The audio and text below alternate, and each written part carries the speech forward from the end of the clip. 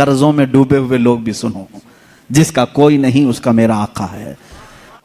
फरमाते हैं रावी कि एक शहर में एक ऐसा आदमी था, मुफलिस था लेकिन कर्जे लेता था लोगों से। एक आदमी से उसने कर्जा लिया था, अब खाया पिया खत्म हो गया, पैसे नहीं थे, कर्जा मांगने वाले आ गए। कर्जों में डूबे हुए लोग भी सुनो, जिसका कोई नहीं उसका मेरा आका है।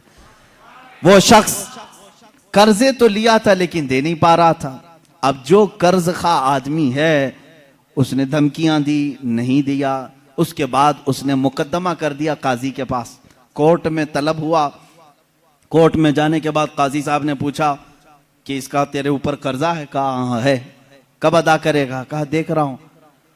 कहां से अदा करेगा? है ही नहीं कुछ भी। काजी ने कहा कल तक की तुझे मोहलत देता हूं, अगर तू नहीं अदा किया तो तुझे जेल में डाल दूंगा, जा कहीं से भी लेकर क्या इसका कर्जा अदा कर। उसने बहुत रिक्वेस्ट किया, मुझे और लंबा टाइम दे, मेरे छोटे बच्चे हैं, बीवी हैं, कौन देखेगा। काजी ने एक नहीं सुनी, दरबार से निकाल दिया गया। एक दिन का टाइम, ऐसा शख्स कहां जाए, रास्ते में रोते हुए जा रहा था। एक बुजुर्ग से मुलाकात हुई। उस बुजुर्ग ने पूछा क्यों रो रहे हो? कहा ऐसा ऐसा मामला है। कहां से लाऊं?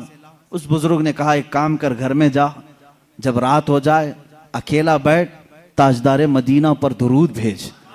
रसूल पाक सल्लल्लाहु अलैहि वसल्लम को अपने गम की दास्तान सुना, कुछ ना कुछ तो हल वहां से मिल ही जाएगा। लेकिन यकीन के साथ वो गया, डूबते को तिनके का सहारा। वो घर आया, शाम को अपनी बीवी बच्चों को जब उसने सुनाया तो सब गमगीन थे। एक दिन के बाद अगर बाप उनका जेल में चला जाए, उसका शोहर जेल में चला जाए, तो उनका घर कैसे चले। रात के वक्त तन्हाई में बैठ करके वो रोने लगा, बहुत रोया। सुबह का वक्त करीब आ रहा था, ख्वाब में उसे रसूल करीम सल्लल्लाहु अलैहि वसल्लम की ज़ियारत हुई। कहाँ कहाँ मेरे आका को ढूंढोगे? मेरे आका ने सच फरमाया, उबगूनी फी दुअफ़ाइकुम, तुम्हारे गरीबों में, कमजोरों में मुझे तलाश करो। रसूल पाक ने खुद फरमाया, तुम्हारे गरीबों में मैं मिल जाऊंगा। अल्लाह के हबीब सल्लल्लाहु अलैहि वसल्लम ने उससे कहा क्यों रोता है, क्यों गम करता है? उसने कहा काजी ने मुझे धमकी दी है, कल तक अगर नहीं अदा करूंगा जेल में डाल दिया जाएगा। मुझे अभी कर्जे के लिए इतने माल की जरूरत है। अल्लाह के नबी सल्लल्लाहु ताला अलैहि वसल्लम इरशाद फरमाते हैं, ए बंदे एक काम कर, शहर चला जा। शहर में जो बादशाह का वजीर है वो मेरा आशिक है, वो मेरा चाहने वाला है। उससे जाकर कह दे तुझे जितनी जरूरत है वो तुझे माल दे देगा, वो तुझे पैसे दे देगा। अब ये गरीब आदमी है, वजीर का दरबार बड़ा दरबार। इसने ख्वाब में ये पूछ भी लिया, आका अगर वो मुझसे सवाल करे तुझे रसूल पाक ने भेजा है तो मैं क्या दलील में बात करूंगा, दलील में मैं क्या चीज पेश करूंगा। हुजूर पाक ने ये तक भी बता दिया, फरमाया उसका एक राज है जो मेरे अलावा कोई नहीं जानता। मैं तुझे बताता हूं, उससे जाकर के कह देना। अगर वो तुझसे सवाल करे कि तेरे पास क्या दलील है, तुझे रसूल ने भेजा, तो इतना ही कहना कि वजीर रोजाना तुम सोने से पहले, सुबह सूरज के निकलने से पहले पहले 1000 बार अपने नबी पर दुरूद भेजते हो और कल की रात भूल गए, दुरूद नहीं भेजे। कल की रात तुमने दुरूद नहीं भेजा, ये कह देना उसे। ये बंदा गया सुबह उठ करके उस वजीर के दरबार में, बड़ा आलीशान दरबार था। गया मुलाकात का टाइम लेकर उस वजीर से कहा मैं ऐसा ऐसा गरीब आदमी हूं, मखरूज हूं, मुझे माल की जरूरत है, अल्लाह के नबी ने तुम्हारे पास भेजा है। वो गुस्से में आया, कहा फकीरों की अब ये आदत हो गई कि मांगने के लिए अल्लाह के नबी का नाम लेने लगे कि रसूल ने भेजा। उसने कहा ना, मैं झूठ नहीं कह रहा हूं, मुझे रसूल पाक ने यह भी बताया है कि तुम रोजाना 1000 बार हुजूर पर दुरूद भेजते हो। वो अपनी कुर्सी से उछल आया और उसने कहा यह बात तो मेरी बीवी को तक खबर नहीं है, किसी को नहीं मालूम। कहा क्या कहा रसूल पाक ने? कहा कि कल तुम भूल गए थे, दुरूद नहीं भेजे। उसने कहा हकीकत में मेरे आका ने सच फरमाया, कोई जिंदगी की एक रात आज तक मेरी कज़ा नहीं हुई। कल मेरी जिंदगी में ऐसा दिन आया कि मैं दुरूद नहीं पढ़ सका, बहुत रोया, अपने खजाने के पास ले जाकर उसे खड़ा कर दिया। ए गरीब आदमी, तुझे जितने माल की जरूरत है ले जा, बस मेरा दिल आज से मुतमईन हुआ कि मेरा दुरूद रसूल तक पहुंच रहा है, मेरे आका की नजर में है।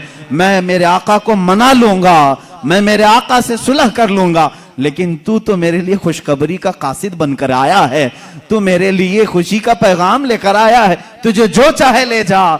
इस गरीब ने कहा ना, मुझे जितनी जरूरत है उतना लेता हूं। उतना ही माल लिया, दौड़ा दौड़ा खुशी से आया। कहाँ आया? अदालत में। काजी भी थे। काजी से कहा, काजी साहब कर्ज खा को बुलाओ। आज सीना चौड़ा था, माल मौजूद था, जिसका जिसका हिसाब अदा करूंगा। काजी के पास वो कर्ज खा आए, लेकिन महफिल जमी थी। उसी वक्त काजी ने कहा, बैठ जा, थोड़ा ठंडा हो जा, सुकून ले ले। थोड़ी देर के बाद काजी ने बिल्कुल ही यहाँ अलग ही मामला कर दिया। काजी ने कहा, ये गरीब जिसका कर्जा देना है वो सब खड़े हो जाएं, बताएं कितना कितना कर्जा है। सबों ने कहा इतना इतना है। काजी ने कहा, ये नहीं, मैं अपनी जेब से अदा करूंगा, मैं अदा करूंगा इसका कर्जा। ये गरीब खड़ा होता है, कहता है, हाँ, कल तो जेल की धमकी, कल तो आप बंद करने की धमकी दे रहे थे, आज मेरी तरफ से कर्जा अदा करने की बात। काजी कहते हैं, कल तक मैं तुझे नहीं पहचानता था, कल जब रात गया मुस्तफा करीम की जियारत हुई, मेरे आका ने तेरी तरफ इशारा करके मुझे बताया कि ए काजी, तेरे पास दुनिया की बहुत दौलत है, उस एक गरीब का कर्जा तू अपनी जेब से अदा कर, मैं कल तुझे जन्नत के महल्लात बदले में अदा करूंगा। ए गरीब, ना ना, तू माल नहीं देगा, मैं हल्के में सौदा नहीं करूंगा, मुझे रसूल ने बशारत दी है, मैं तेरा माल अपनी जेब से अदा करूंगा। जब ये काजी की बातें सुनने लगे, सारे कर्जखा खड़े हुए। कहा, जब ये आदमी इतना अफजल है कि बारगाह रसूल में मकबूल है, हम गवाही देते हैं कि हमने सब कर्जा माफ कर दिया।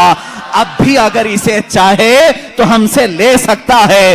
कौन देता है देने को मुंह चाहिए, कौन देता है देने को मुंह चाहिए, देने वाला है सच्चा हमारा नबी। इतना दिया सरकार ने मुझको जितनी मेरी औकात नहीं, ये तो उनका करम है, वरना मुझ में तो ऐसी बात नहीं। अजीजान गिरामी, आज जो हम इस मकाम पर हैं, यहां पर भी हम फख्र से यही कहते हैं, या रसूल अल्लाह, इतना दिया सरकार ने मुझको जितनी मेरी औकात नहीं, ये तो उनका करम है, वरना मुझ में तो ऐसी बात नहीं।